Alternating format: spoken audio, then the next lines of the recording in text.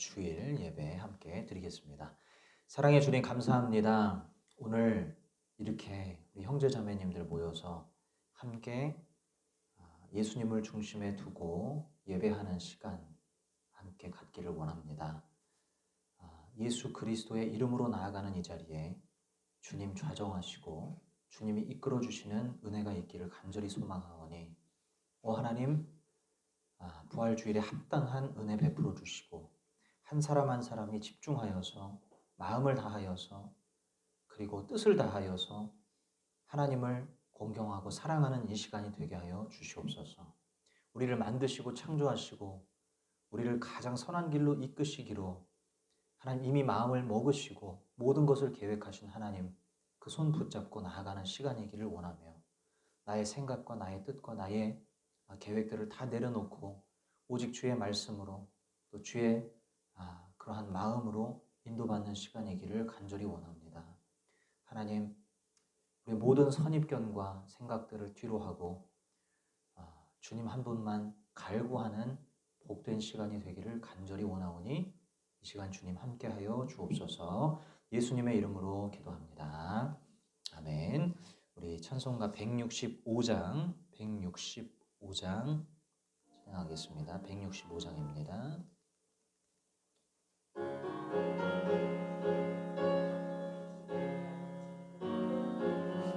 165장입니다. 주님께 영광 다시 사신 주 사망 권세 모두 이기시었네. 흰 옷 입은 천사 돌을 옮겼고 누우셨던 곳은 비역이 있었네. 주님께 영광 다시 사신 주 사망 권세 모두 이기시었네. 부활의 주님 나타나시사 두려움과 의심 물리치셨네. 주의 교회 기뻐 찬송하여라. 다시 사신 주님 죽음 이겼네. 주님께 영광 다시 사신 주 사망 권세 모두 이기시었네. 생명의 임금 영광의 주님 주님 없는 삶은 헛될 뿐이라. 주의 사랑으로 세상 이기고 요단 건너 본향 가게 하소서. 주님께 영광 다시 사신 주 사망 권세 모두 이기시었네. 167장입니다.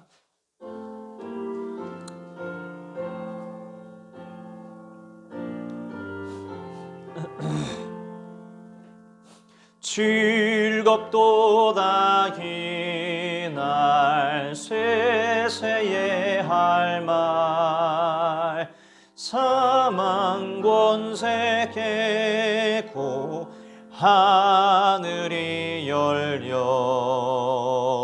죽은 자가 다시 살아나와서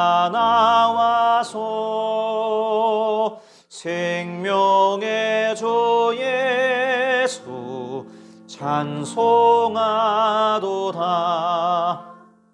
즐겁도다 이날 세세의 할 말. 사망 권세 깨고 승리하셨네. 부활하신 주님 나타나시니 천지 만물 모두 새 옷 입었네. 꽃은 만발하고 잎이 우거져 승리하신 주를 찬송하도다. 즐겁도다 이 말 세세의 할 말. 사망 권세 깨고 승리하셨네. 생명의 주 예수 조금 이기고 모든 문을 열고 살아나셨네. 주의 말씀대로 이루어져서 사흘 만에 다시 살아나셨네. 즐겁도다 이날 세세의 할 말. 사망 권세 깨고 승리하셨네. 아멘. 우리 시간 함께 간절히 좀 기도했으면 좋겠습니다. 하나님, 이 부활 주일에 하나님 부활의 능력이 무엇인지 알게 해 주옵소서. 부활의 의미가 무엇인지 알게 해 주옵소서. 나의 삶은 여전히 죄 가운데 있고 여전히 온전히 하나님 앞에 바르지 못한 채 있는 부분이 많습니다. 하나님 아버지, 정말 회개하기를 원하고 정말 달라지기를 원하고 정말 예수 그리스도처럼 온전한 순종의 삶을 살고 내 이 한 인생을 살아가는 동안 하나님 영광이 되는 삶을 살기를 원합니다. 주님 뜻대로 진정으로 살아갈 수 있는 능력의 그 힘이 어디에 있는지 알려주시고 진리를 더욱더 밝히 알게 하셔서 하나님 참되게 바르게 예배하고 예배자로서의 승리하는 삶을 꿈꾸오니 주여 그러한 삶을 이 부활주일에 허락하여 주옵소서 하는 마음으로 간절한 마음으로 우리 시간 잠시 기도하겠습니다. 사랑의 하나님 아버지, 감사합니다. 아버지 하나님, 이 시간 우리 형제 자매님들 모여서 예배합니다. 주님, 간절히 원합니다. 부활의 권능과 능력을 하나님 우리에게 알려주시옵소서. 예수 그리스도께서 우리를 위해서 죽으시고 죄 많은 우리를 위하여서 기꺼이 모든 것을 버리시고 하나님 부활하셔서 승천하셔 올라가신 하나님, 그리고 아버지 하나님 마지막 때에 예수님 다시 오신다고 하신 그 거룩한 복음이 하나님 우리에게 무슨 의미며 어떠한 능력이 되는지를 이 시간 알려주시기를 간절히 원합니다. 하나님 아버지, 주님만이 우리의 마음의 눈을 뜨게 하실 수 있고 주님만이 아버지 하나님 우리의 영혼이 반응하게 하실 수 있사오니 이 시간 성령으로 말미암아 진정성 있는 변화가 있게 하시고 아버지 하나님 깨달음이 있게 하시고 하나님 아버지 알아감이 있게 하시고 아버지여 눈이 뜨여져서 하나님 보지 못했던 것들을 보게 되는 역사가 우리에게 있어지기를 간절히 원합니다. 하나님, 여전히 죄를 좋아하고 여전히 세상을 좋아하고 악한 것들을 아버지 하나님 손잡고 살아가는 이유가 하나님 반드시 있는 줄로 압니다. 하나님 그 모든 악의 우두머리들을 깨뜨려 주시고 주여 날마다 경건하고 거룩한 삶을 살아갈 수 있도록, 그리고 아버지 하나님 사랑하는 삶을 살아갈 수 있도록 주여 우리를 변화시켜 주옵소서. 아버지 하나님 진정 갈망과 목마름으로 일관케 하사 하나님 아버지 오늘 이 예배가 진정으로 주님 앞에 드려지고 하나님 만나고 감격하며 기뻐하며 돌아가는 시간 되게 하시고 주 안에 귀한 교제와 은혜 넘침이 있을 수 있도록 인도하여 주옵소서. 세상 어디에서도 누릴 수 없는 평안과 기쁨과 또한 자유와 그리고 아버지 하나님 말씀으로 인한 그 위로가 아버지 우리에게 넘치기를 소원합니다. 이 예배 가운데 하나님 좌정하시고 임재하셔서 주께서 예배하신 복들을 풀어 주옵소서. 한 사람 한 사람 그리 되게 하여 주옵소서. 성령의 능력으로 되게 하여 주옵소서.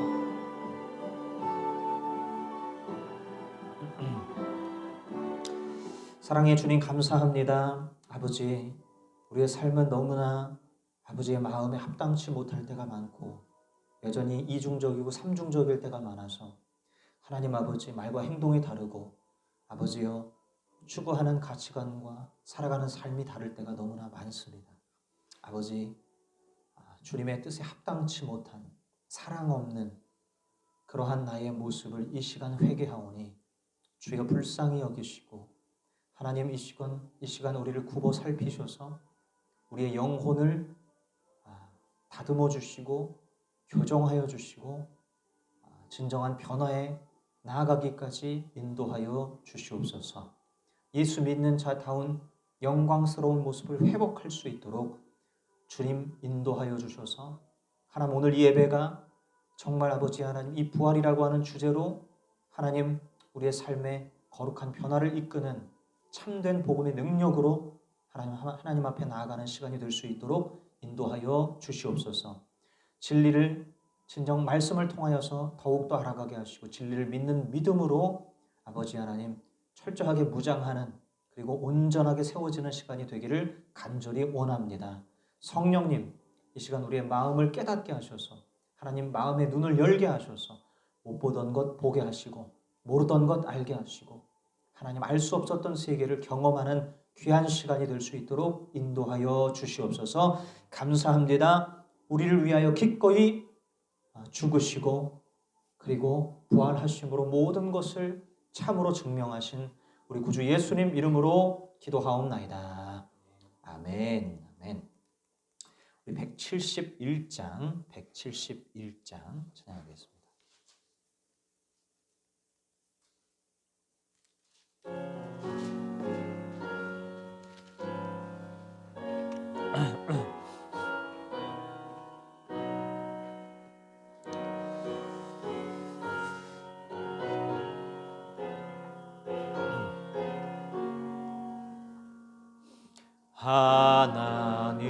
하나님의 독생자 예수 날 위하여 오시었네. 내 모든 죄 사시려고 십자가 지셨으나 다시 사셨네. 살아계신 주 나의 참된 소망 두려움이 사라지네. 사랑의 주내 갈 길 인도하니 내 모든 삶의 기쁨 늘 충만하네. 주 안에서 거듭나누리 기뻐하며 찬양하리. 가슴 속에 넘치는 확신 우리의 가 가는 길에 소망 넘치네. 살아계신 주 나의 참된 소망 두려움이 사라지네. 사랑의 주내 갈 길 인도하니 내 모든 삶의 기쁨 늘 충만하네. 선한 싸움 다 마친 후에 우리 주님 뵈오리라. 사망 권세 다 물리치고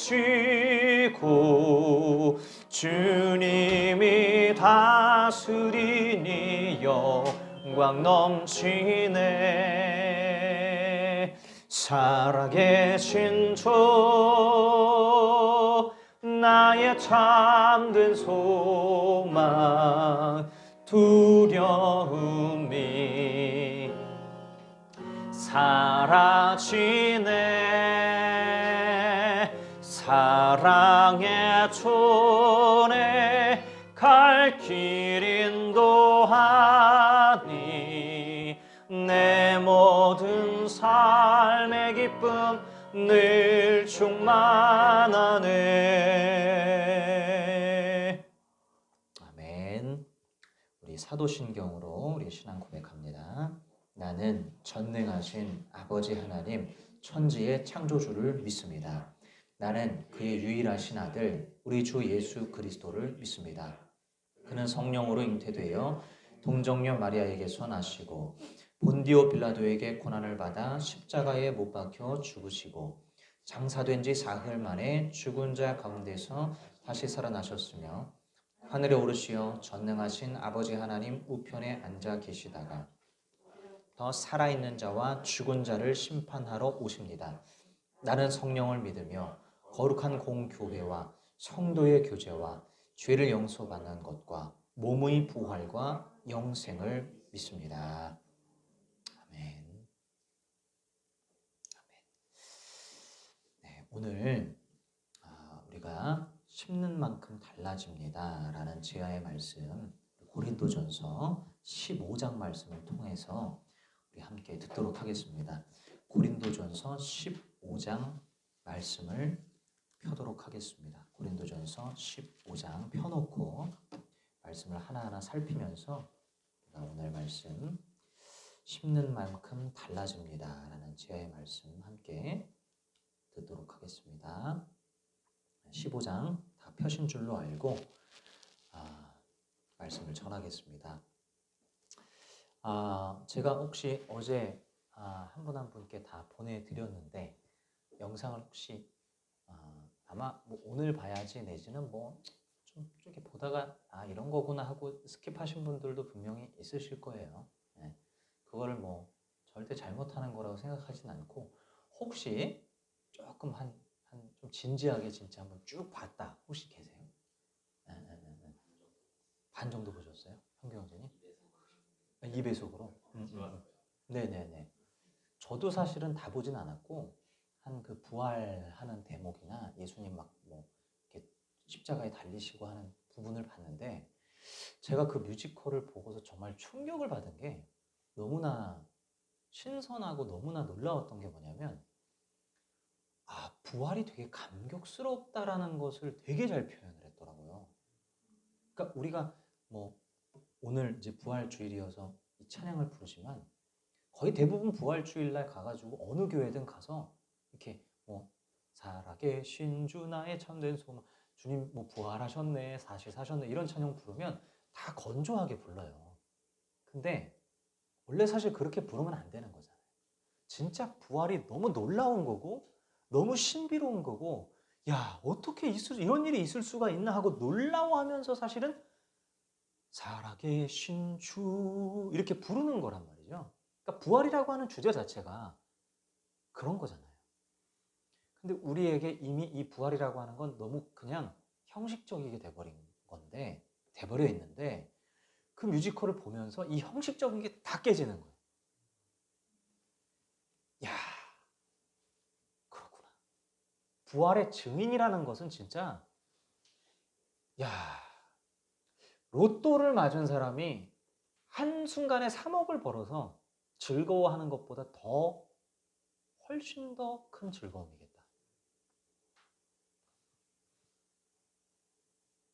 이걸 말로 설명할 수 없는 일이, 아니, 죽은 사람이 살아나는 것을 직접 봤어요.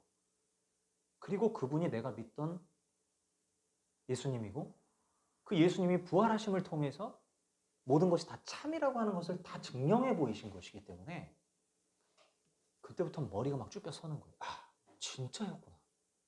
야, 진짜고. 예수님 하신 말씀 진짜 맞구나.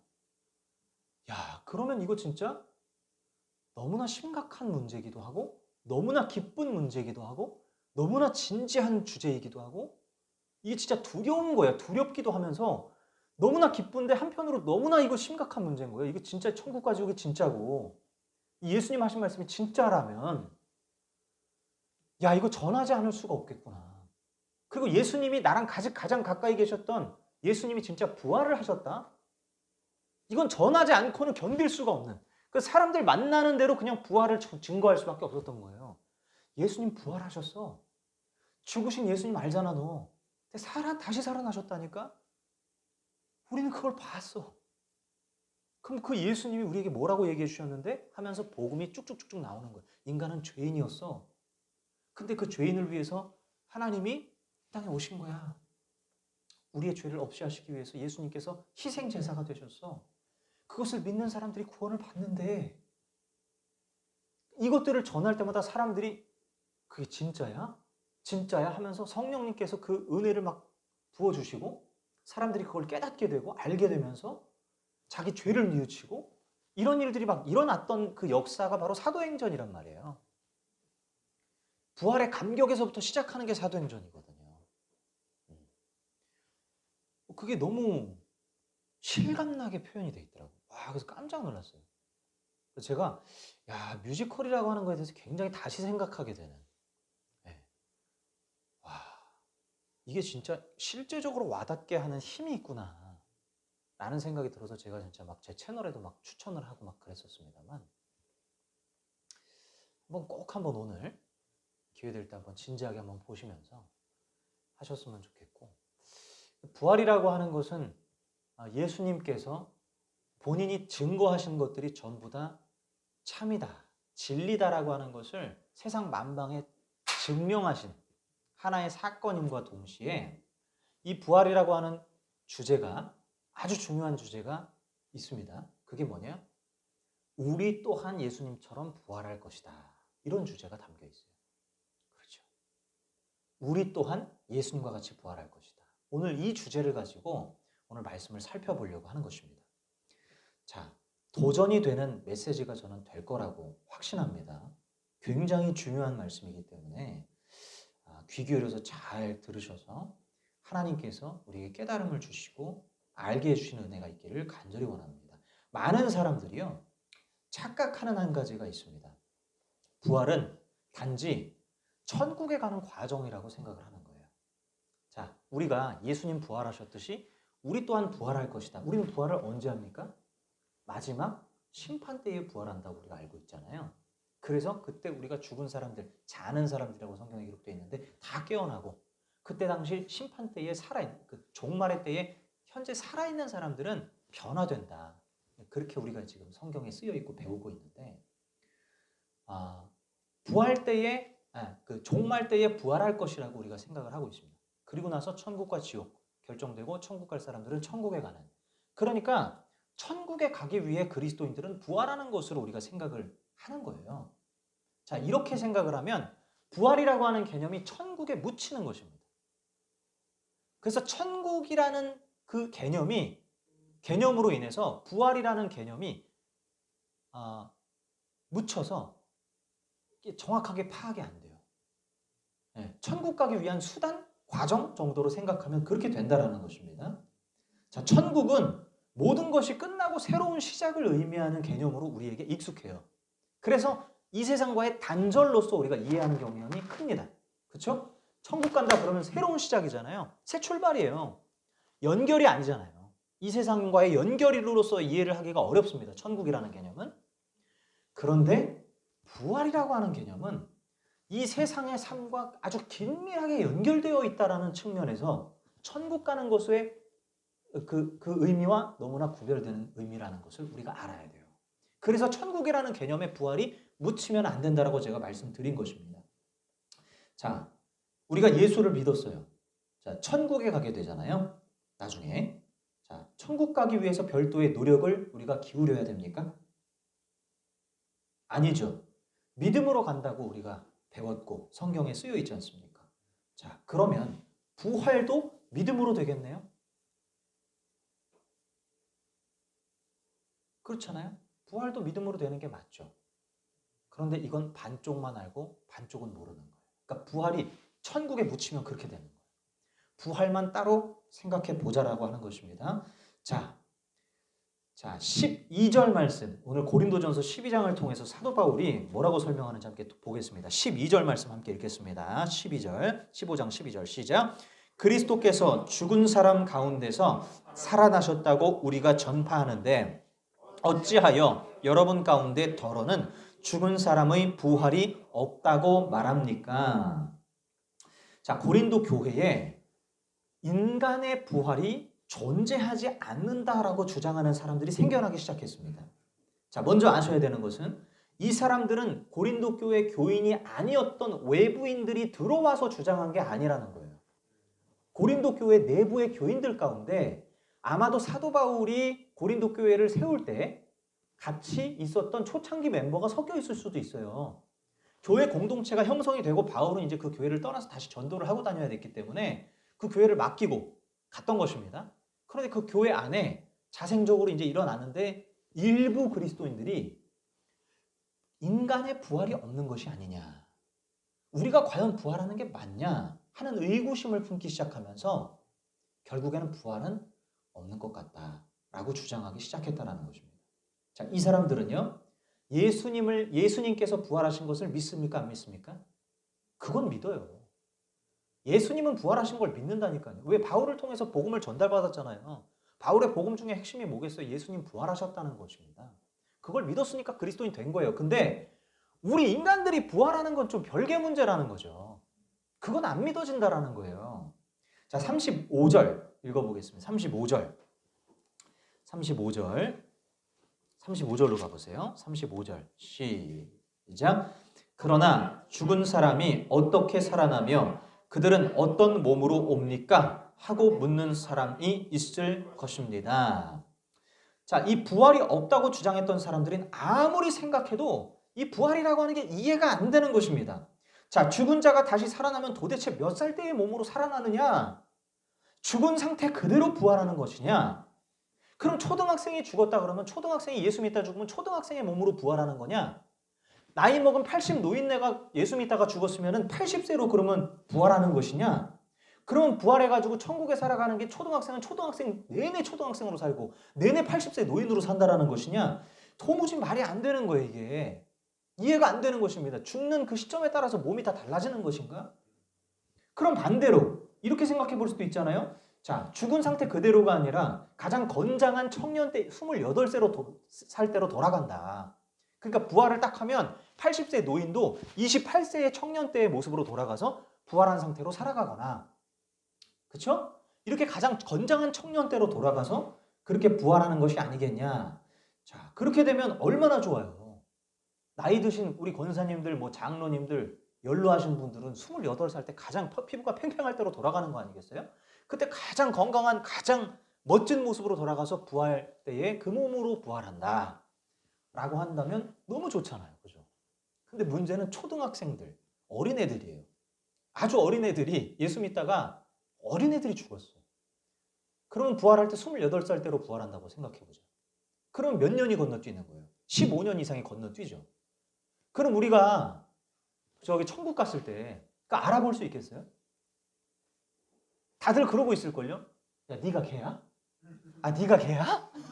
아, 이렇게 자랐어? 이러면서 다들 놀라지 않겠어요? 네가 걔야? 네가 걔야? 다 그러고 있을 거예요. 그러니까 이게 인간의 이성적인 생각으로 아무리 생각을 해봐도 이 부활이 이해가 안 되는 겁니다. 어떤 몸으로 부활하냐 이거예요. 뭐 우리가 무슨 영적인 존재로 부활합니까? 여기 주기도문도 보면요. 사도신경도 보면요. 몸의 부활과 이렇게 돼 있잖아요. 우리의 몸이 반드시 부활한다고 돼 있어요. 그냥 단순히 우리의 영만 살아서 천국에 가는 게 아니라 몸이 있다라는 것입니다. 그럼 어떤 몸이냐 이거지. 이게 이해가 도무지 안 되는 거예요. 이 고린도 교회 일부 그리스도인들은 아무리 생각해도 이게 이해가 안 되니까 예수님은 부활했다. 그래, 그거 믿어. 근데 우리는 부활하는 게 말이 안 돼. 이해가 안 되는 게 한두 개가 아니야. 그래서 부활이 없다라고 주장을 했던 거예요. 자, 여기에 대해서 이제 사도 바울이 하나님 앞에 계시를 받았잖아요. 사도 바울은. 그래서 성경을 기록한 것이죠. 바울은 뭐라고 대답하느냐? 여기서 기가 막힌 말씀들이 나오는 것입니다. 자, 36, 37절입니다. 36, 37절.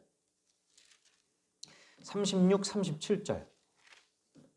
자, 시작. 어리석은 사람이여, 그대가 뿌리는 씨는 죽지 않고서는 살아나지 못합니다. 그리고 그대가 뿌리는 것은 장차 생겨날 몸 그 자체가 아닙니다. 밀이든지 그 밖에 어떤 곡식이든지 다만 씨앗을 뿌리는 것입니다. 자, 여기 씨앗이 얘기가 나오는데요. 자, 씨는 식물이 됩니다. 그죠? 식물 비유가 나온 것입니다. 씨앗과 식물 얘기가 나오는데, 자, 씨앗은요, 아주 자그마한 콩알만한 씨앗이 나중에 식물로 변하죠. 그럼 이 변함이 정도가 어느 정도예요? 요만한 씨가 이렇게 변해. 완전히 급격하게, 완전하게 너무나 크게 달라지는 거잖아요. 자, 요 조만한 게 식물이 됐을 때는 완전히 새로운 형태로 바뀐다라는 것입니다. 이 몸뚱이를 입고 이 땅에서 우리가 80평생, 뭐 90평생 살아가는 이 인생이 바로 씨앗 형태의 기간의 인생이라는 것입니다. 씨앗으로 살아가는 거예요. 우리 형규 형제님도 성경 말씀에 의하면 지금 씨앗 상태라는 거예요. 우리의 몸의 상태가 씨앗 상태예요. 자, 그리고 나이가 들어서 이제 우리가 8, 90 인생을 살다가 죽게 되죠. 그게 바로 이 인생 동안 뿌려진 씨가 되는 거예요. 살아간 삶의 모양, 죽을 때까지 살아간 삶의 모양들이 다 씨를 뿌린 형태가 되는 것입니다. 기간이 되는 것입니다. 자, 그리고 나서 완전히 이 종말이 오고 나서 새로운 형태로 부활하게 되는데, 그때가 바로 식물로, 마치 씨앗이 식물로 변하듯이 이제 진정한 본체로 변하는 형태, 이렇게 우리가 부활한다라는 거예요. 완전히 새로운 다른 형태의 몸으로 바뀐다라는 것입니다. 자, 38절 읽어보겠습니다. 38절 시작. 그러나 하나님께서는 원하시는 대로 그 씨앗에 몸을 주시고 그 하나하나의 씨앗에 각기 고유한 몸을 주십니다. 자, 이게 무슨 말이냐면 우리의 몸뚱이는 이 부활할 때의 몸이 아닙니다. 즉 노인으로 죽었다고 해서 노인네 몸으로 부활하는 것도 아니고 28세 청년 때로 부활하는 것도 아니라는 거예요. 자, 그럼 살아있을 때 이 몸은 뭡니까? 이 몸은 씨앗을 뿌리는 몸이라는 거죠. 씨앗을 많이 뿌리면 어떻게 되는 거예요? 씨앗을 많이, 좋은 곳에 많이 뿌리면 나중에 식물이 어떻게 된다는 거예요? 좋은 식물이 된다는 거예요. 자, 씨앗을 덜 뿌렸어. 씨앗을 많이 안 뿌리고 이상한 데 뿌리고 다녔어요. 그러면 상대적으로 어떻게 돼요? 영광이 적은 몸이 된다는 거예요. 씨앗을 많이 뿌리면 영광이 큰 몸이 되고, 씨앗이 작게 뿌려지면 영광이 적은 몸이 된다. 그렇게 몸을 주신다라고 지금 이야기하는 것입니다. 자, 39절 한번 읽어보겠습니다. 39절 시작. 모든 살이 똑같은 살은 아닙니다. 사람의 살도 있고 짐승의 살도 있고 새의 살도 있고 물고기의 살도 있습니다. 자, 보세요. 살이라고 하는 것이, 우리 소연자매님 이 살 있잖아요. 이 살. 자, 이 살을 물고기 살로 바꿀 수 있어요? 그럼 혹시 강아지 키워봤죠? 개 살로 바꾸는 건 어때요? 싫죠? 왜 그래요? 그렇죠. 사람 살이 훨씬 좋잖아요. 살도 질이 있다는 거예요. 그럼 우리가 부활할 때의 몸도 어떻다는 거예요? 각기 다르다는 거예요. 질이 다르다는 거예요. 그 얘기를 하는 거예요. 다시 말하면 차등이 있다라는 겁니다. 부활의 몸에 차등이 있다. 자, 40절, 41절, 42절 초반까지 읽겠습니다. 40절 시작. 하늘에 속한 몸도 있고 땅에 속한 몸도 있습니다. 하늘에 속한 몸들의 영광과 땅에 속한 몸들의 영광이 저마다 다릅니다. 해의 영광이 다르고 달의 영광이 다르고 별들의 영광이 다릅니다. 별마다 영광이 다릅니다. 죽은 사람들의 부활도 이와 같습니다. 라고 기록되어 있어요. 자, 저마다 다 별들까지도 영광이 다르대요. 자, 그러면 우리가 부활할 때의 몸의 영광이 서로 똑같다는 거야, 다르다는 거예요? 다르다는 얘기잖아요. 그러니까 우리가 이 몸뚱이로 살아가는 이 80, 90 평생 이 땅에서 이 지구에서 살아가는 동안은 철저하게 심는 기간이다. 어떻게 심느냐, 얼마나 심느냐에 따라 저 부활 때에 받게 될 몸의 영광이 달라진다라는 것입니다. 제가 예수 믿는 사람들을 가만히 유심히 보면요. 예수를 같이 믿어요. 다 예수 믿는 사람들이에요. 그런데 고생하기를 자처하는 사람들이 있고 고생하기를 싫어하는 사람들이 있어요. 그렇죠? 뭐 집사님, 권사님들 보면 고생을 막 사서 하시는 분들이 있어요. 근데 고생하기를 싫어하는 사람들이 있어요. 자, 둘 다 예수를 믿는데 고생하고 싶어하는 마음은 다 다르더라는 거죠. 그렇죠? 뭐 예수 믿는 농도가 다른 것입니까? 그렇지 않겠죠. 예수님 나를 위해 죽으시고 십자가에 달려 죽으시고 부활하신 거 다 믿는단 말이에요. 근데 고생하는 농도가 왜 다르냐 이거예요. 누구는 저 험한 데 가가지고 고생하면서 복음 전하 누가 그러고 싶겠어요. 근데 하는 사람이 있어요. 근데 어떤 사람은 그냥 안방에서 편하게 TV 보면서 그냥 세워라 내워라 하는 사람, 그런 그리스도인들도 있단 말입니다. 자, 그러면 나중에 둘 간의 차이가 있어야 되지 않겠어요? 사도 바울이 갈라디아서 5장 13절에 너희가 자유를 위하여 부르심을 입었으나 그러나 그 자유로 육체의 기회를 삼지 말고 오직 사랑으로 서로 종노릇하라 이렇게 돼 있어요. 자, 예수를 믿게 되면 어떻게 돼요? 자, 자유가 오죠. 죄로부터 해방되고 자유가 옵니다. 근데 이 자유를 가지고 죄 짓는 구실로 삼지 말고 자, 사랑하는 구실로 삼아라. 자유는 사랑하기 위해서 주어진 것이다 라고 말씀합니다. 자, 그러니까 그리스도인들은 죄 많은 나를 위해서 죽으러 가시는 이 예수님 덕에 죄에서 해방받았잖아요. 자, 자유를 얻었어요. 그 자유의 기회를 선용해서 남을 사랑하고 하나님 사랑하는데 써라라는 것입니다. 하나님 사랑, 이웃 사랑하고 살아라. 적극적으로 살아라. 그 자유를 그렇게 써라라고 말씀하고 있는 거예요. 자, 이거 하는 사람이 있고 안 하는 사람이 있겠죠. 그리스도인들 가운데. 하나님 사랑, 이웃 사랑 많이 하는 사람이 있고 적은 사람이 있을 거 아닙니까? 나중에 천국 갔을 때 부활했을 때 서로 차이가 없을까요? 생각해 보세요. 없을 수가 있겠어요? 말이 안 되는 거예요. 차이가 반드시 있다는 것입니다. 다니엘서 12장 3절에 보면 이렇게 기록되어 있어요. 많은 사람을 옳은 대로 돌아오게 한 자는 별과 같이 빛날 것이다. 영원토록 빛나리라 이렇게 되어 있습니다. 자, 많은 사람들을 그리스도께로 인도하고 옳은 대로 인도한 사람은 영원토록 빛이 난대요. 그 빛이 어디서 난다는 걸까요? 네? 몸에서 나는 거겠죠. 뭐 어디 물건에서 나는 거겠어요? 받을 몸의 영광이 다르다는 거예요.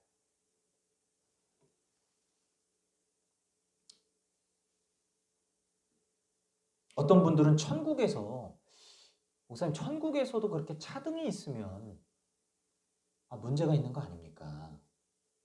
이 땅에서도 계급사회 같은 곳에 질려버렸는데 저 천국에서도 계급이 있으면 그게 천국입니까?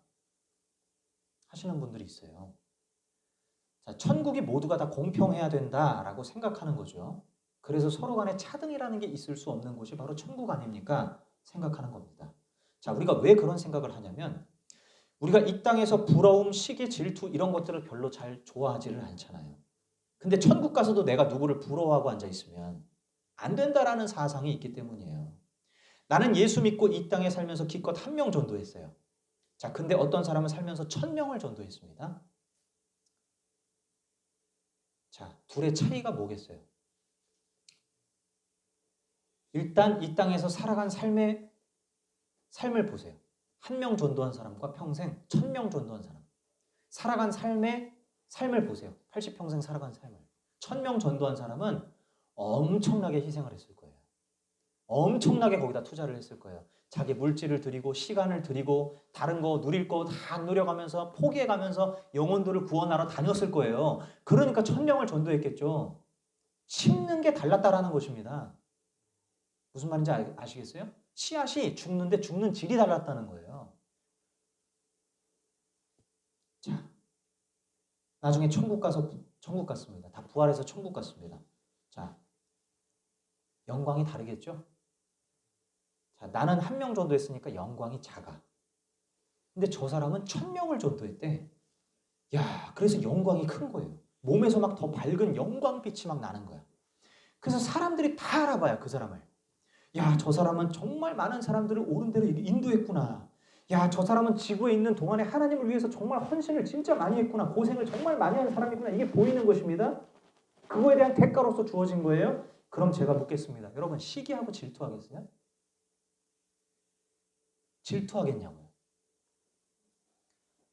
저는요, 존경할 것 같아요. 야, 정말 대단하신 삶을 사셨군요. 정말 하나님을 위해서 그렇게 헌신하셨군요. 그래서 영광빛이 나는 것이 시기 질투가 아니라 존경하는 마음으로 바라보게 될 거예요. 나는 상대적으로 이 땅에서 너무 편하게 살았고 너무 아무런 고생도 안 하고 살았어. 영광이 작을 수밖에 없어. 그 누구 몫이에요? 내 몫이잖아요. 천국은요, 시기 질투가 난무하는 곳이 아니래요. 천국은 불공평이 난무하는 곳이에요. 어떻게 보면 예수님께서 설명하셨어요. 불공평하다고. 천국에 대해서 비유, 하나님 나라 비유 설명하면서 불공평한 게 많아요. 하나님 뜻대로 막 해버려요. 근데 그것 때문에 누구도 불평하지 않아요. 누구도 그걸 뭐라고 하지 않아요. 그게 천국이래요. 즉 천국이라고 하는 곳에 가서 우리가 막 영광이 많이 나타나는 사람을 보면서 불평불만 이럴 게 없어요. 오히려 아름다운 거예요. 그게. 그 아름다운 몸을 입고 살아가는 영광스러운 삶을 그 영원한 세계를 살아가는 사람들은 너무나 아름답고 너무나 존경스러운 거예요. 그 대우를 받는 것입니다.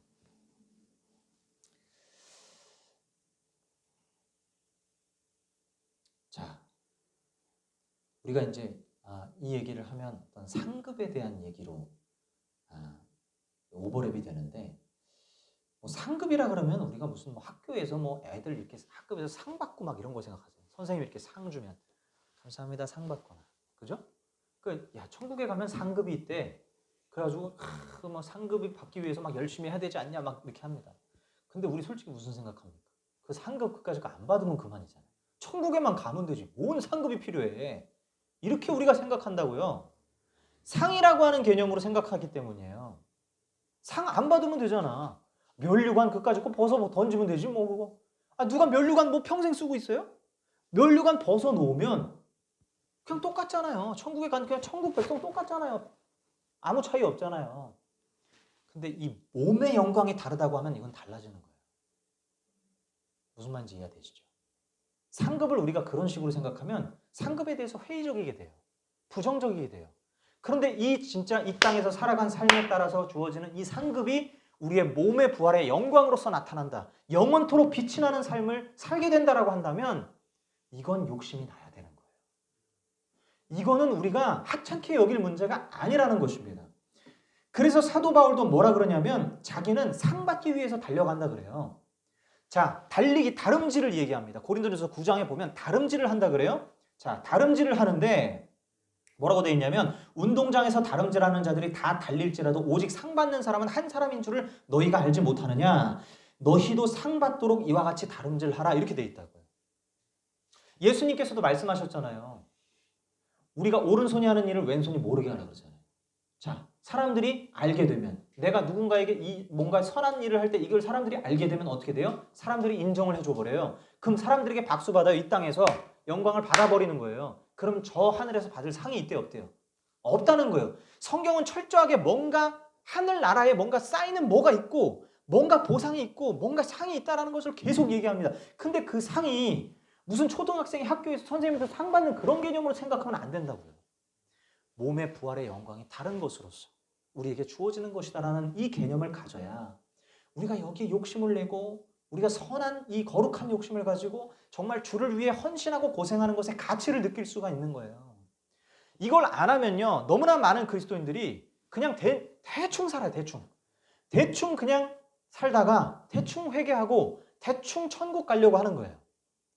대강 천국 가면 다 똑같은데 뭐 고생 뭐하러 해, 이렇게 되는 거예요. 뭐하러 저 아마존 같은 데 가가지고 죽을 고생하면서 누가 그 선교 사역을 하는 사람들은 뭐하러 합니까 그거? 뭐하러 하냐고요. 아니 이미 죽어서 천국 가다 예수 믿는데 뭐하러 그 고생하냐. 그러니까 권사님들이 다 뭐예요? 권사님들이 자기 딸이 뭐 의대 나와가지고 갑자기 선교 간다 그러면 말리는 거예요. 무슨 네가 왜 그 고생길을 가느냐라고 하는 거예요. 왜? 저 천국에 대한 부활의 몸의 영광이 다를 것이라고 하는 이 개념이 없으니까 내 딸이 여기서 굳이 예수 믿었는데 고생할 이유가 뭐가 있냐? 왜 목사님 만나, 왜 전도사님 만나가지고 사모가 되고 그 고생길을 왜 갈라 그러냐? 돈도 없어가지고 전도사님들, 목사님들 돈 벌어봐야 뭐 많이 벌어야 200, 300 버는데 그럼 네가 그 남편 먹여 살려야 될 수도 있어. 그렇게 생각한다니까요. 실제로 밖에서 일하시는 분들은 연봉이 막 5천, 6천 막 억까지 넘어가잖아요. 한 달에 막 1,000만 원씩 받아요. 간부들은. 그럼 얼마나 풍족하게 누리며 살 수 있는데, 근데 기껏해야 담임 목사님들은 400만 원이 전부예요. 한 달에 많이 받아야 큰 교회 400만 원, 500만 원 받는단 말이에요. 완전히 차이가 많이 나요. 근데 왜 굳이 그 담임 목사 길을 가려고 그러고, 왜 굳이 선교사가 되려고 그러고, 왜 굳이 사모가 되려고 하나, 다 그런 생각이 있어요. 우리 믿음의 선배분들이. 왜 그러겠어요? 천국 가면 다 똑같다고 생각하니까 그런 거예요. 고생길을 가는 것을 다 반기지를 않습니다.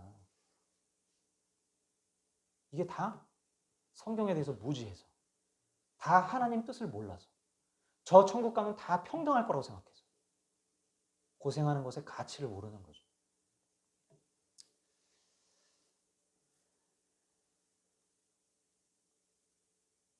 자, 42절부터 44절까지 읽겠습니다. 42절부터 44절 시작. 죽은 사람들의 부활도 이와 같습니다. 썩을 것으로 심는데 썩지 않을 것으로 살아납니다. 비천한 것으로 심는데 영광스러운 것으로 살아납니다. 약한 것으로 심는데 강한 것으로 살아납니다. 자연적인 몸으로 심는데 신령한 몸으로 살아납니다. 자연적인 몸이 있으면 신령한 몸도 있습니다. 자, 42절부터 44절 지금 저희가 읽었는데 여기 계속 반복되는 동사 찾아보세요. 뭐예요? 심는다라는 동사입니다. 플랜트. 초점이 심는 것에 있는 거예요. 심으면, 심는데 우리가 이 땅 가운데 어떻게 심느냐에 따라서 받을 영광이 달라진다라고 하는 것을, 즉 부활의 몸의 영광이 달라진다라는 것을 지금 사도 바울이 이야기하고 있다라는 거예요. 자, 그런데요. 그 다음 부분부터 57절까지 약 열 몇 구절 동안은 이 부활하는 것이 몸의 영광이 다 달라진다라는 얘기를 하는 게 아니라 죽으면 반드시 우리는 부활한다라는 것에 초점이 있어요. 왜 그쪽으로 다시 초점이 방향이 가냐면 애초에 지금 이 15장 이 말씀을 지금 바울이 쓴 이유가 뭐예요? 부활이 없다라고 생각하는 사람들에 대해서 지금 다시 이야기하는 거잖아요. 부활이 있다라는 것을 논증하는 것입니다. 그죠? 그렇기 때문에 부활이 있어.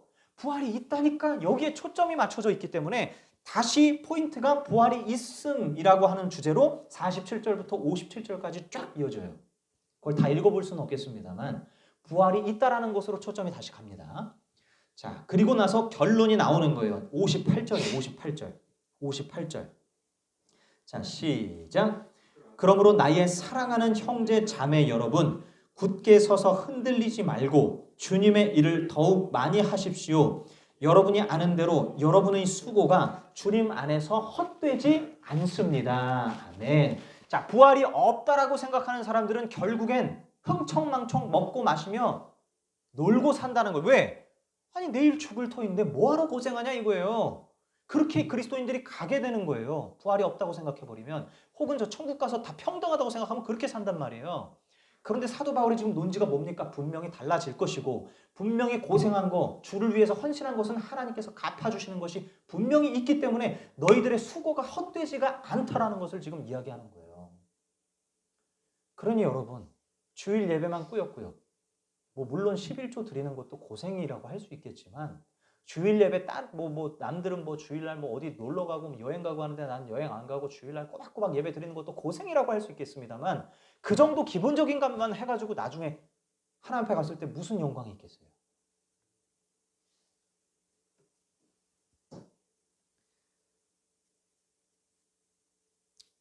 대충 죄는 안 짓고 혹시나 죄 지으면 빨리 회개하고 고생 그까짓 거 그냥 안 하고 신앙생활 적당하게 주일날 예배 드리고 헌금하고 그렇게 살다가 천국 가는 거겠지? 라고 생각하시는 분들 천국 가실 수도 있겠지만 갔을 때 내 몸을 보면서 부끄러움을 느끼실 수도 있다. 내가 한 게 없구나. 내가 주를 위해서 한 게 없구나. 사도 바울은요. 자, 15장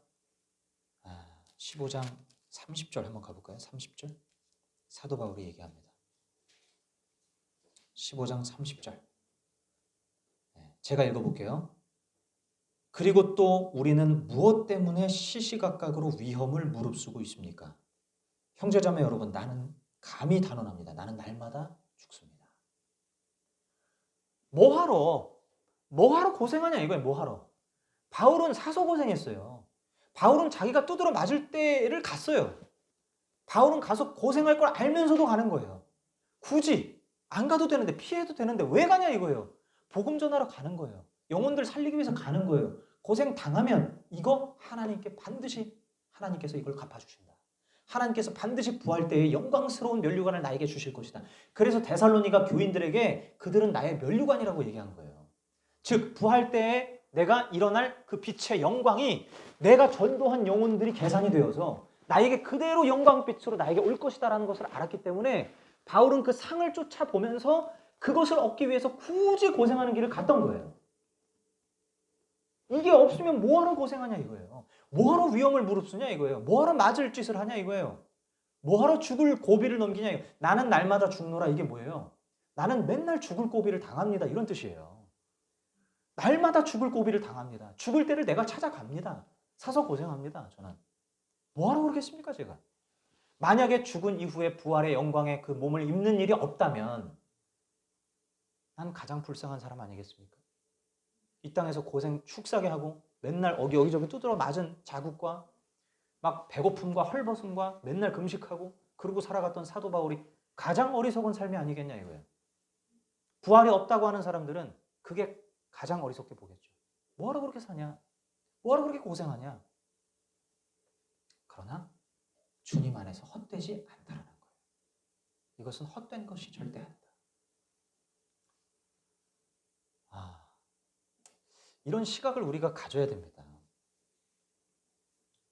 오늘 이렇게 우리 경서 형제님과 윤영자매님 아침에 일찍 오셔서 예배당을 싹 밀고 청소를 하셨어요. 딱 쓸고 닦고 하셨는데 참 교회 온 지 얼마 안 되셔서 그렇게 한다라는 게 참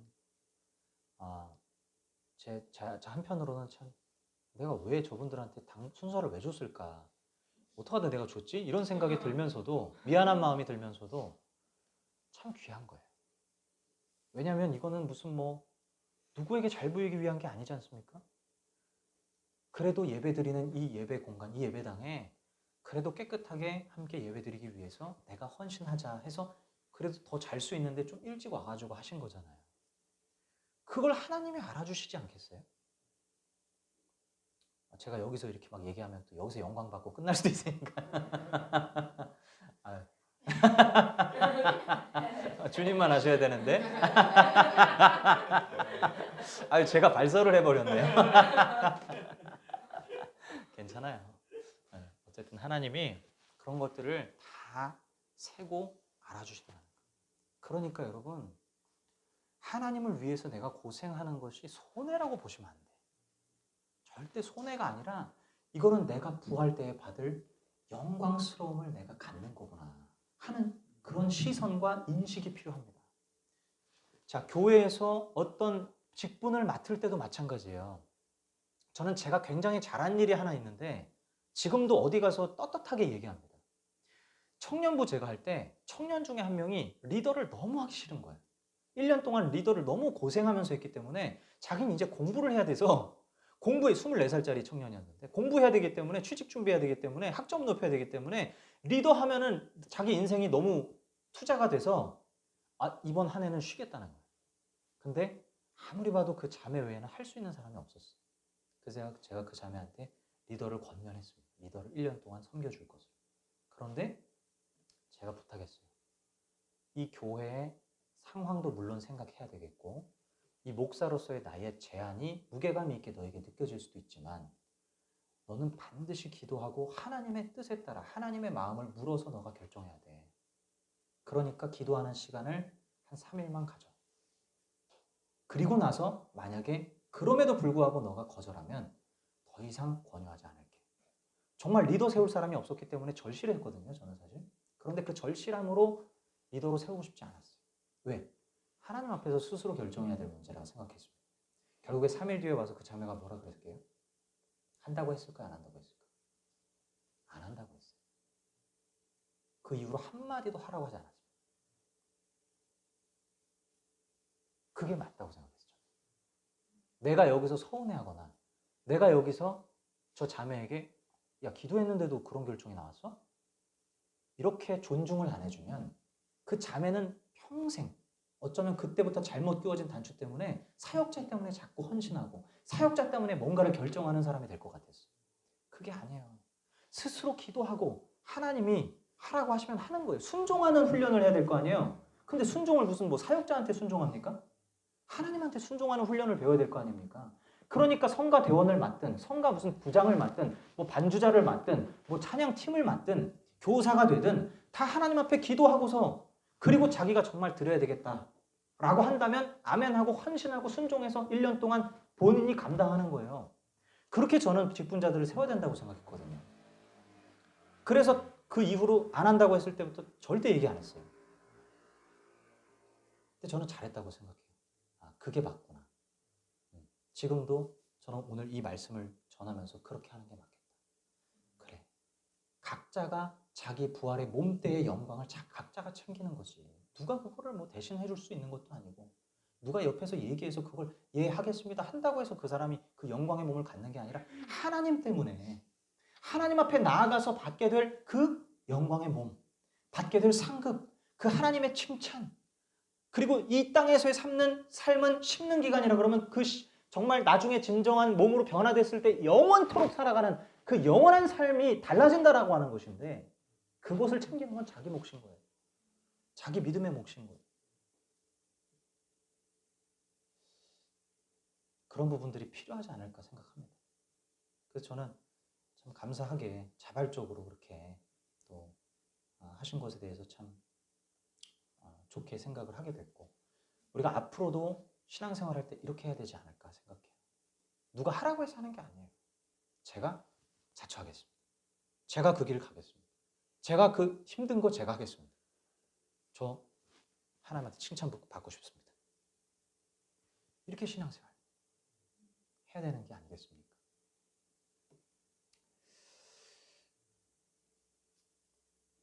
사도 바울은 이것을 원했던 것 같습니다.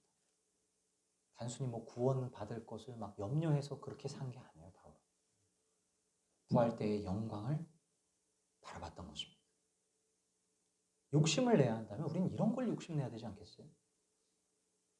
그러니까 욕심 자체가 잘못된 게 아니죠. 욕심 없으면 사람 열정 없어요. 욕심이 있어야 열정이 생기잖아요. 근데 해야지. 집념이 있어야 되는 거거든요. 운동도 욕심 있는 사람이 운동을 나중에 잘하잖아요. 운동선수들이 욕심 없이 운동선수들이 무슨 국가대표가 됩니까? 금메달 따는 사람들은 욕심이 굉장히 큰 사람들인 거잖아요. 그러니까 막 밤낮으로 훈련하는 거 아니겠어요? 욕심이 이 세상 것으로 가니까 문제지.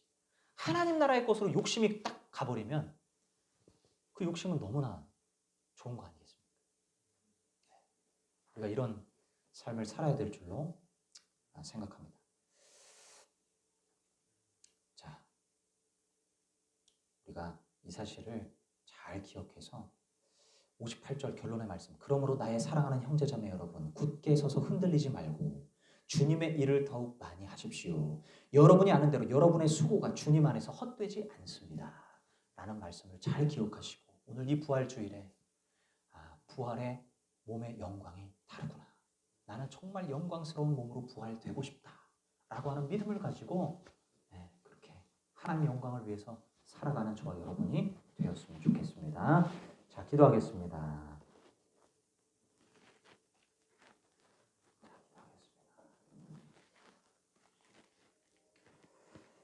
우리 시간 함께 기도할 때에 하나님 이 부활에 대한 말씀을 주셔서 감사합니다.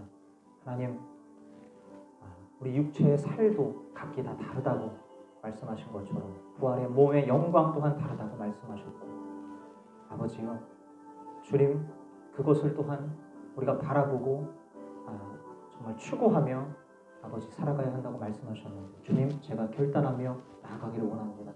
부활에 대한 이 아버지 하나님 이 거룩한 욕심을 가지고 살게 하여 주시고 하나님을 위해서 기꺼이 헌신하고 나아가는 거룩한 결단들과 결정들이 있게 하여 주시옵소서. 같이 한번 기도하겠습니다. 사랑의 주님 감사합니다. 아버지 하나님 오늘 귀한 말씀 하나님 아버지 우리 고린도전서 15장 말씀 통하여 우리에게 알게 하시니 감사합니다. 하나님 아버지 부활 때에 우리의 몸의 영광은 분명히 차등이 있음을 깨닫습니다. 주님 아버지 주님께 받는 그 영광은 분명히 차등이 있음을 깨닫습니다. 하나님 아버지 주여 우리가 천국 갔을 때에 다 같은 모습이 아니라 분명히 아버지는 이 땅에서 주를 위해 헌신한 것에 따라 분명히 달라지는 것임을 깨닫습니다. 존경받게 되는 것임을 깨닫습니다. 그리고 영광빛이 나서 하나님의 영광을 나타내는 자들이 되는 것임을 깨닫습니다. 주님 아버지 하나님 우리가 다 알 수는 없지만 그 영광의 때를 다 알 수는 없지만 주를 위해 고결한 헌신 주를 위해 귀한 헌신 주를 위해 하는 아버지 하나님 그 희생의 가치가 아버지 하나님 주여 주님 아버지 가려지는 것이 아니라 더욱더 선명하게 드러나서 주를 위해 고생하는 것을 아까워하지 않게 하시고 어리석게 생각하지 않게 하시고 오히려 그것을 더욱더 서로 아버지 하나님 권면하며 아버지 하나님 그렇게 살아가는 우리가 되게 하여 주시옵소서. 주님의 뜻을 알기를 원합니다. 주님의 마음을 알기를 원합니다. 주님의 말씀을 알기를 원합니다. 하나님 아버지 주여 날마다 내가 기꺼이 헌신하는 헌신의 방향이 주여 아버지 하나님 저 부활의 영광을 바라보는 것이 되기를 원합니다. 하나님 아버지 함께하여 주시옵소서. 우리의 믿음이 바뀌게 하여 주시옵소서. 변화되게 하여 주시옵소서. 성령 충만함으로 살아가게 하여 주시옵소서. 오 하나님 감사합니다. 오 하나님 감사합니다. 주를 위해 고생하는 길을 가는 자가 되기를 원합니다. 좁은 길을 가는 자가 되기를 원합니다. 좁은 문을 열고 나아가는 자가 되기를 원합니다. 넓은 길 멸망의 길을 가는 것이 아니라 하나님 아버지 기꺼이 아버지 하나님 주를 위해 내 인생 드리는 자가 되기를 원합니다. 아버지 감사합니다. 주님 감사합니다. 주님의 뜻을 따라 살게 하여 주시옵소서.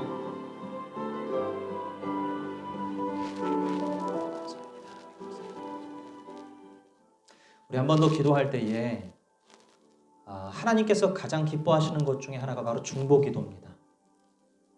나의 삶의 문제만을 기도하는 것이 아니라 내 주변의 지인들과 가족들을 위해서 기도하는 것입니다. 이 시간 생각나는 대로 우리 주변에 있는 도움이 필요하고 기도가 필요한 영혼들을 위해서 무엇보다 예수를 잘 믿게 해달라고 같이 한번 좀 기도했으면 좋겠습니다. 기도합니다. 사랑하는 주님 감사합니다. 아버지 하나님 이 시간 함께하는 우리 형제 자매님들 축복하며 기도합니다. 특별히 우리 소연자매 하나님 기억하셔서 아버지 하나님 귀한 딸 주님 아버지 하나님 주님 앞에서 하나님 또한 기도하고 있습니다. 몸의 문제로 하나님 아버지 이 질병의 문제로 기도하고 있는데 주님께서 예수 그리스도의 거룩한 손으로 아버지 하나님 안수하심으로 낫게 하시기를 원합니다. 주님 원인이 분명하게 밝혀지게 하시고 속히 낫게 하여 주옵소서. 하나님 아버지 우리 귀한 또한 우리 형규 형제님 하나님 이 자리에 이렇게 함께 오게 되었는데 하나님 아버지 주님을 알아가기를 원합니다. 예수님 알아가기를 원합니다. 주님의 뜻을 더욱 알아가기를 원합니다. 그래서 영생의 눈이 열리게 하시고 하나님 나라의 눈이 열릴 수 있도록 축복하여 주시옵소서. 아버지 하나님 우리 또한 아버지 하나님 경세공주님 축복하시고 하나님 아버지 귀한 아들 주님 앞으로의 살 길을 하나님께서 예비하셔서 아버지 걷게 하셔서 고든 길로 가게 하셔서 주님의 영광을 나타내는 복된 삶으로 주님 계속하여 인도하여 주옵소서. 우리 은정자 하나님 축복하셔서 하나님 아버지 주님의 사랑을 맛보게 하시고 주님의 은혜를 느끼게 하시고 하나님께서 계속하여 마음을 두드리고 계시는 것을 알게 하셔서 하나님 아버지 하나님 어느 순간 믿음이 쑥 자라게 하셔서 정말 예수 그리스도를 믿는 자로 하나님 그렇게 살아가는 영광을 누리게 하여 주시옵소서. 아버지 하나님 우리 손자매 기억하셔서 하나님 아버지 살아가는 모든 삶의 공간에서 예수님 찬양하며 높이며 살게 하시고 하나님 아버지 많은 이들에게 예수님을 증거하는 복된 입술이 될 수 있도록 축복하여 주시옵소서. 건강과 영육 간의 강건함으로 인도하여 주시옵소서. 하나님 아버지 우리 또한 하두의 권사님과 김정숙 권사님 기억하셨어.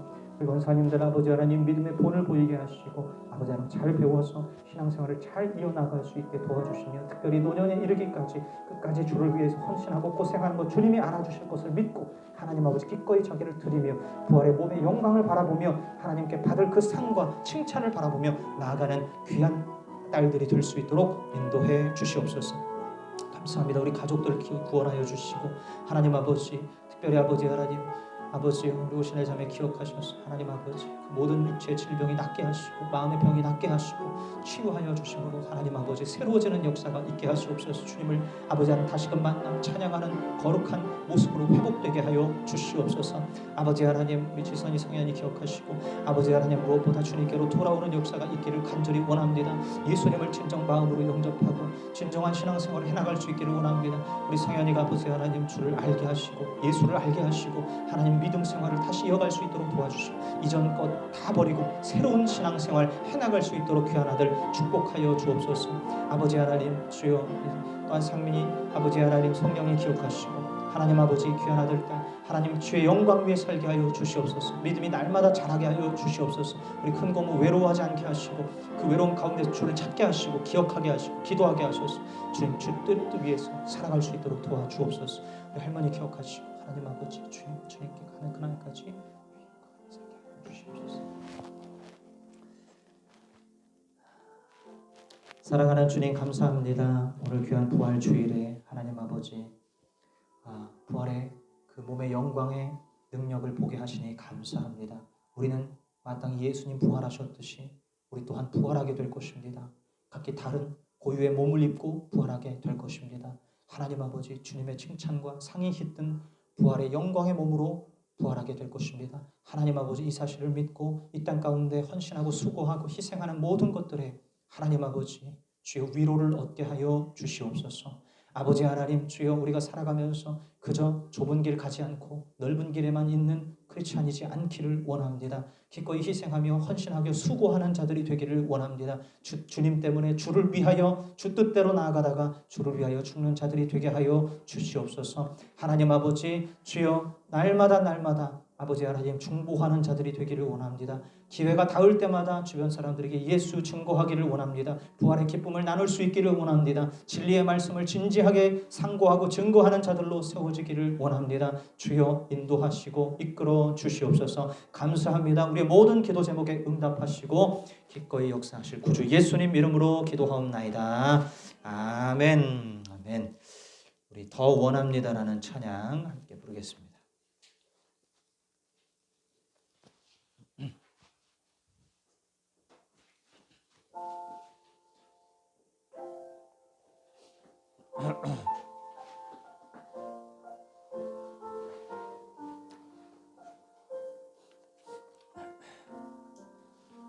예수 사랑합니다.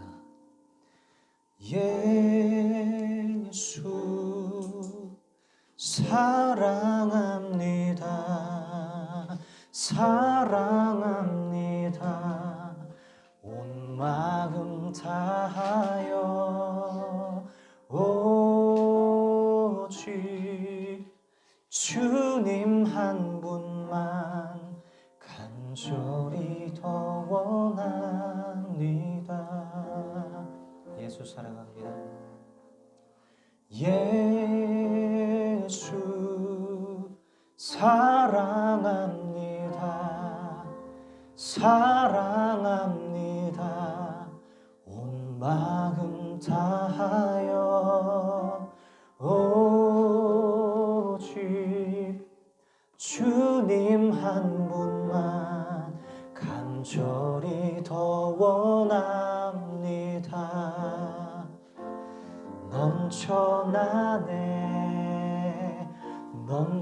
넘쳐나네 주를 향한 내 속에 갈망이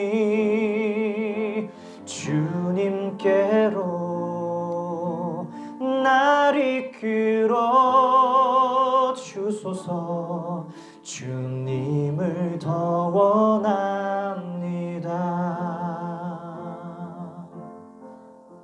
잠시 기도합니다.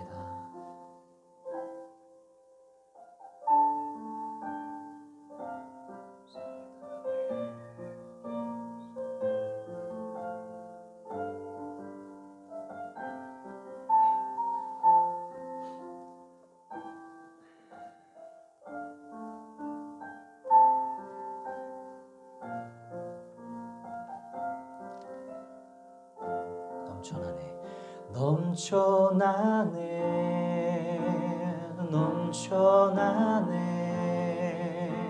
주를 향한 내 속에 갈망이 주님께로 날 이끌어 주소서. 주님을 더 원합니다.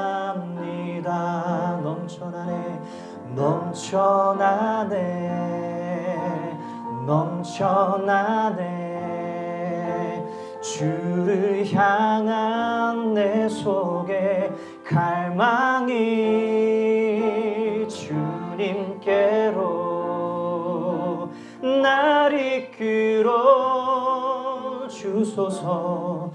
주님을 더 원합니다.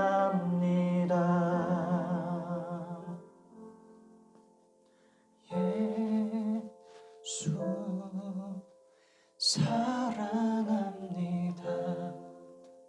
사랑합니다. 온 마음 다하여 오직 주님 한 분만 간절히 더 원합니다.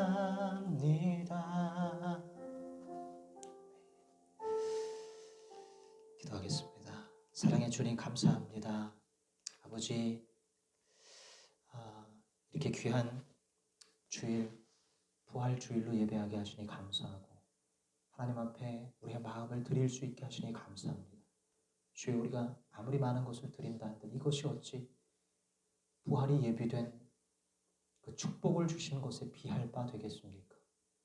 주님, 정말 우리 믿음의 선배들, 예수님 당시 함께 했던 그들은 부활의 기쁨에 사로잡혀서 예수님 부활하셨고 우리 또한 함께 부활할 것이니 이 부활의 영광에 참여하자고 가르치고 선포하고 다녔습니다. 주님, 우리 또한 수천 년이 지난 지금이지만 예수를 믿는 자들로서 예수님 부활하셨듯이 우리가 부활하게 될 그 영광스러움을 꿈꾸고 살기를 소원합니다. 주님, 고생길, 고난의 길 가는 것을 마다하지 않게 하시고 기꺼이 주를 위해 고생하고 희생하는 것, 주여, 샘할 날이 반드시 있음을 알고 하나님께서 알아주실 것이며 하나님께서 합당한 영광스러운 상으로 우리에게 아버지가 갚아주실 것을 알고 주를 신뢰함으로 거룩한 욕심을 부리며 살아가는 저 우리 모든 성도들 되게 하여 주옵소서. 아버지 하나님, 살아가는 삶이 아무리 어렵다 하더라도 주여, 주의 나라를 사는 우리에게 절대적인 절망이란 있을 수가 없음을 믿습니다. 주님, 먹고 사는 문제 주님께 맡기고 하나님 아버지, 너무나 부유해지려고도 말고 그리고 가난하여서 하나님 영광을 가리우는 일 없도록 적당한 수준 안에서 주의 영광만을 위하여 살게 하여 주시옵소서. 먹고 마시는 모든 것들, 그리고 아버지 하나님, 살아가는 모든 필요한 것들 채워주실 줄로 믿습니다. 동행하여 주실 줄로 믿습니다. 믿음으로 온전히 일관하여서 하루하루 열심으로 충성되게 살게 하여 주시옵소서. 바른 가치관을 가지고 하나님 아버지, 그렇게 바르게 성실하게 사는 우리가 다 되게 하여 주옵소서. 순수한 믿음으로 끝까지 지켜 주시옵소서.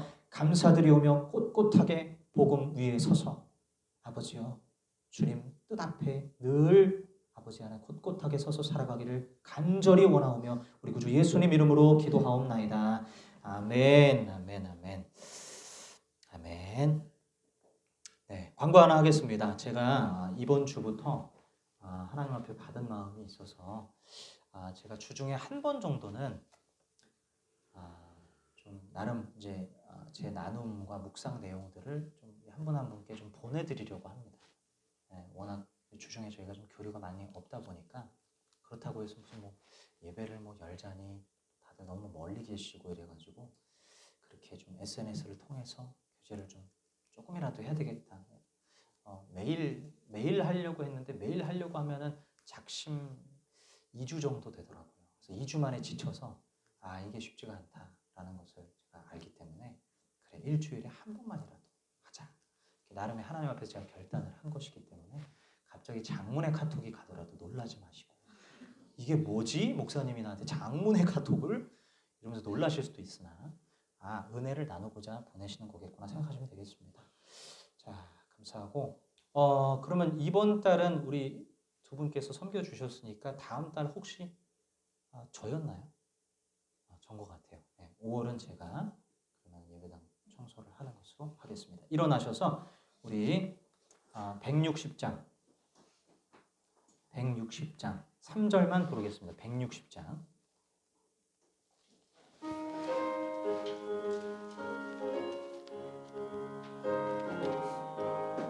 거기 못 가두네 거기 못 가두네 예수 내 구주 우리를 살리네 예수 내 주 원수를 다 이기고 무덤에서 살아나셨네 어두움을 이기시고 나와서 성도 함께 길이 다스리시네 사셨네